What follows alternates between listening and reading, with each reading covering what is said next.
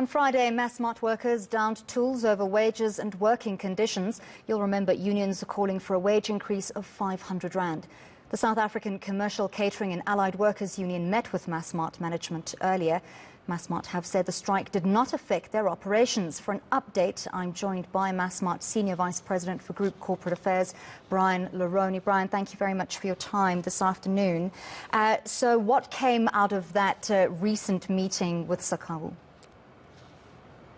Yes, so we haven't had a recent meeting with SACCAWU. I do know that they've been briefing and reporting that, but that hasn't happened.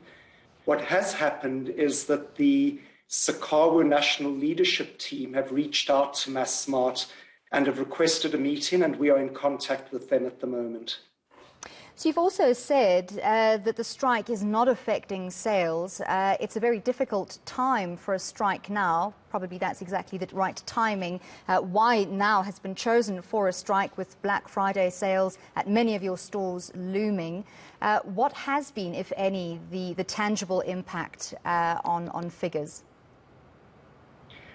Well, our stores are operating smoothly, and there are two reasons for that. The first is that we implemented contingency plans in terms of which contract workers were employed in our stores.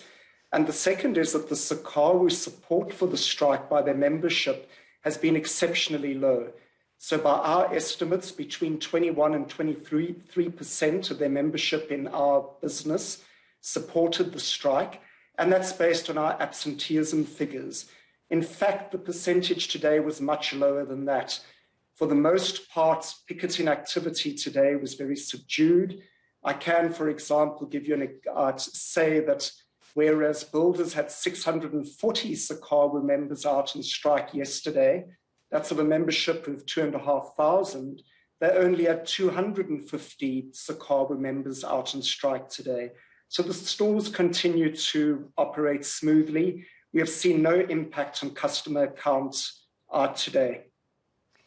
So Massmart also saying that workers on strike for a week with no pay, that effectively amounts to 25% of their November salary. Is it worth it in terms of what they're asking for?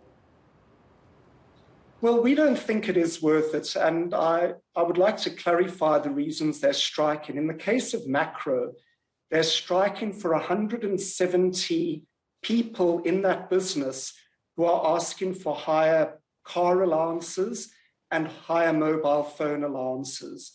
In the case of Game, where we actually have 98% attendance at work, the strike is to reinstate retrenched employees in positions that no longer exist.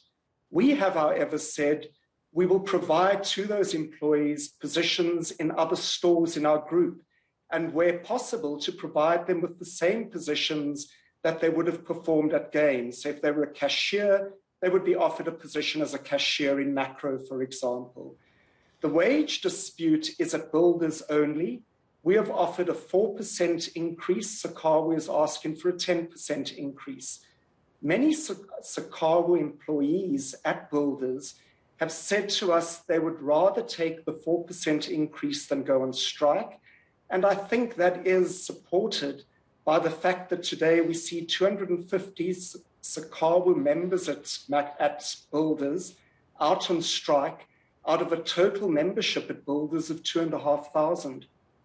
Do you know whether those members who would be willing to take the 4% have been dissuaded by SACCAWU from doing so? Well, it's difficult to say what is happening in the background, so I'd rather not speculate about that. What's the way forward? You say you have been in talks with regards to a possible meeting. Is there a time proposed, and what are you going to put on the table? Yes, so we have kept the door open to discussions right through the process. Strike action has no winners, and we're alive to that. We would, however, need to see genuine movement by SACCAWU. Our impression is that up to now they've been stonewalling us, and that's the reason that they've gone out on strike. They walked away from the negotiating table, not Massmart. And on the issue of the Game employees, for example, there's not much more that we can do there than offer to re-employ those employees in roles elsewhere in our business. SACCAWU have turned down that option, and they need to move on positions like that. I also think they need to listen to their membership. They claim to have a strong membership mandate, but when you're getting 21% of your members out on strike on day one, and when that drops off by our estimate by about another 12% on day two, then I would question whether or not they do have a member mandate. So perhaps they should listen more closely to their membership. We're less than a week away from the 26th of November, Black Friday, celebrated here in South Africa. Celebrated, loosely used there. What can shoppers expect in Massmart stores on the 26th? Are you expecting to resolve this before then, or could there be more disruptions? Well, actually, we've been running a Black November this year, and the reason for that is we don't want a lot of shoppers in our store on one day of the month. That's not good from a COVID-19 point of view, and so we changed to a Black Friday promotion this time last year. So we're already halfway through our Black November. We implement new deals every week on Monday, Tuesday, and Wednesday across all of our stores.